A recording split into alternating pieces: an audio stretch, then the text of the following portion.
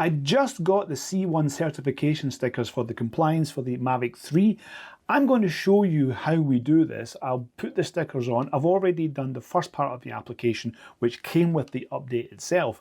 Now that was kind of annoying because I'd done the application on the DJI RC, and doing that kind of work on the DJI RC is not the best. It's quite annoying actually. But you can do it later on the DJI website if you choose, but I chose to do it on the RC, which was a bit annoying. But anyway, so I just got these in the post. I'm going to put them on and show you what to do, and then show you how we continue with the certification process from then.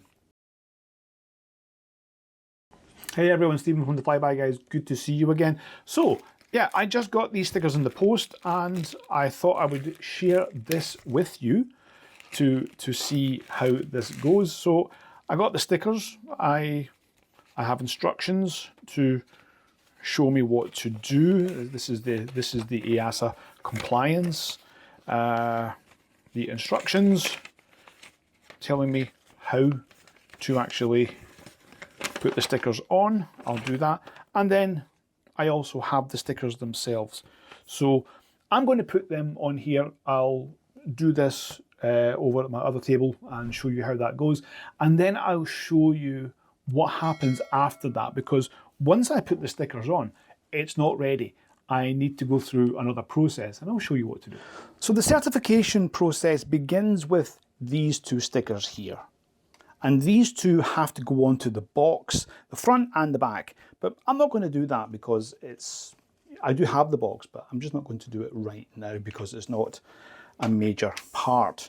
So the main part here which we have to deal with are the stickers that go onto the drone itself. And there are 3 stickers.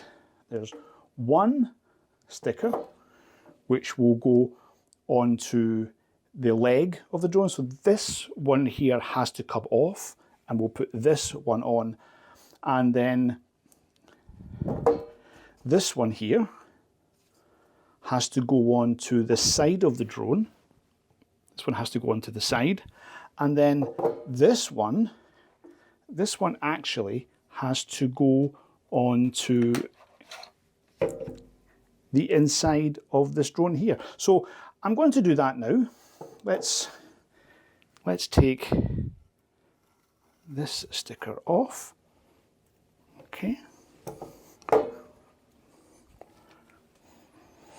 And we'll put this sticker on.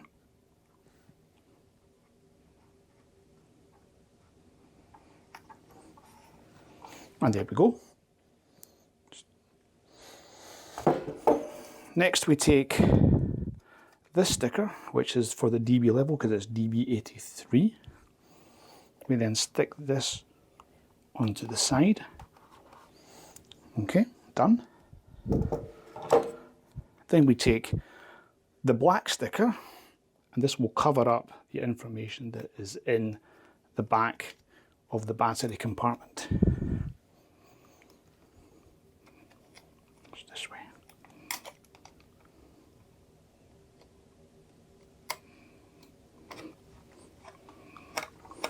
That'll do. Okay, so that's the stickers done on the drone. Now what I have to do is I have to take pictures of these stickers, and then I have to upload those stickers or those photos to DJI website. So I'm going to do that now.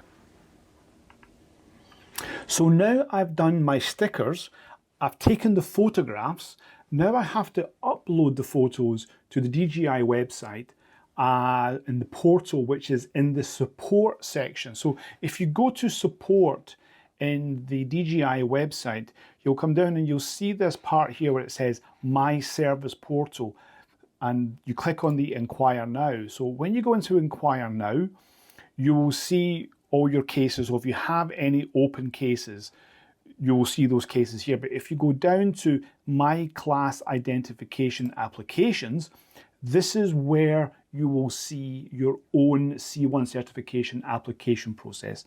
So I have an application number. So I'm going to choose my photos to be uploaded.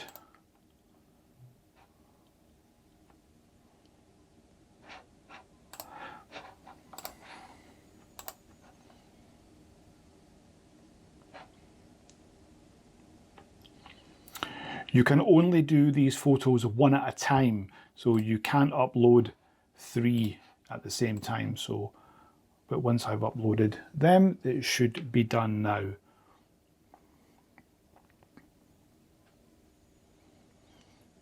So once that's done, we are good to go.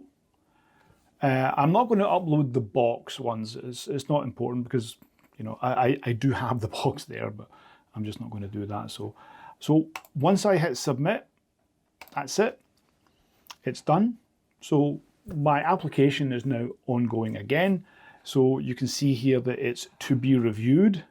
So once that is done, I should then fully receive the C1 certification for the Mavic 3, which will allow me to fly in the open category of A1-A3. Please like and subscribe to the channel. If you have any questions, how did it go for you? Have you done this? Are you planning to do this? Has this been easy for you? It seems to be fairly simple. Make sure when you take the photos that you keep them in JPEG because it doesn't like any other format, and below 10 megabytes as well. Okay, thank you everyone. We'll see you on the next video, and fly safe.